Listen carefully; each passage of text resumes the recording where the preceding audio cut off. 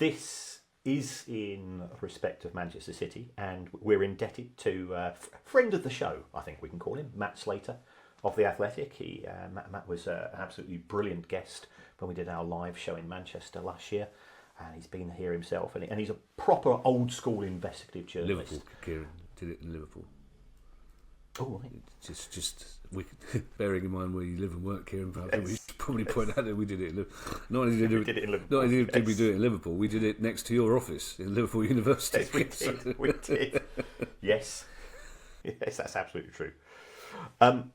So one of the outstanding issues in relation to Manchester City versus the Premier League and the charges is this is going on somebody's clock.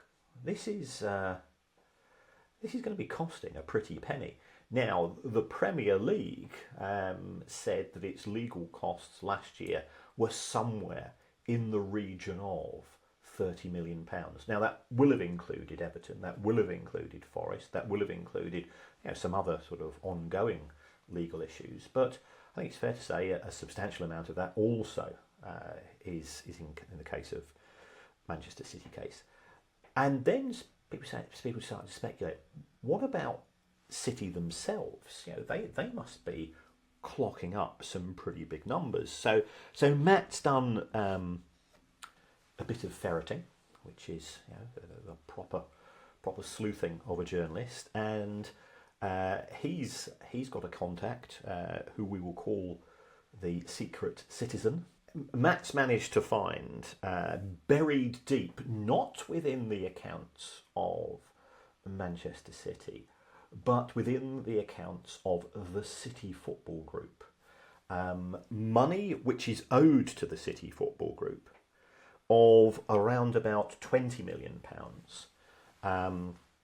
for services rendered. Now, according to our indirect source, what has happened is that it looks like the City Football Group has spent £20 million in 2023, or was owed £20 million in 2023 from another part of the City Football Group empire. And by all accounts, this is in relation to legal fees. Now, the club hasn't confirmed this. We cannot stand it up directly ourselves, but it is an intriguing issue. It does explain why there's been no indication of an exceptional legal cost in City's accounts themselves. And if this is for 2023, heaven knows how much the cost has been over the course of the last 12 months on top of that. So it does show that it's costing City an awful lot of money, or the City Football Group. How that will itself be dealt with for PSR purposes, and I think City can legitimately state that we wouldn't have incurred these costs had it not been for the Premier League charging us, so it shouldn't therefore be part of our day-to-day running costs if it's going to PSR. But this overall 115 charges issue, by the time it's run, I don't think we're going to get much change out of £100 million in terms of the cost to both parties. That's going to play into a lot of conspiracy theories, Kieran, isn't it? If City offset the legal costs against PSR.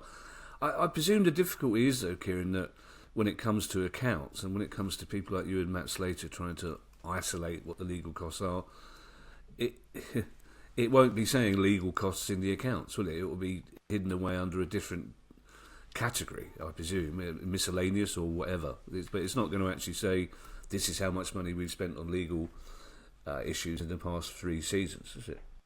That's right. Yeah, had it not been for our snitch, I think is the technical phrase, I'd seen the number and I just read it, and there's no way that you could link directly to the nature of these costs. So again, yeah, we've got to say this could be incorrect. Knowing Nat as the professional journalist that he is, I presume he would have contacted the club for clarification, and if he didn't receive clarification, then fair enough. But there's a lot of talk about agents' fees represents money going out of the industry. Well, this is further indication that accounting, legal costs, banking costs, and so on. Football has become a big business, and then the vultures start flying in and pecking off bits left, right, and centre.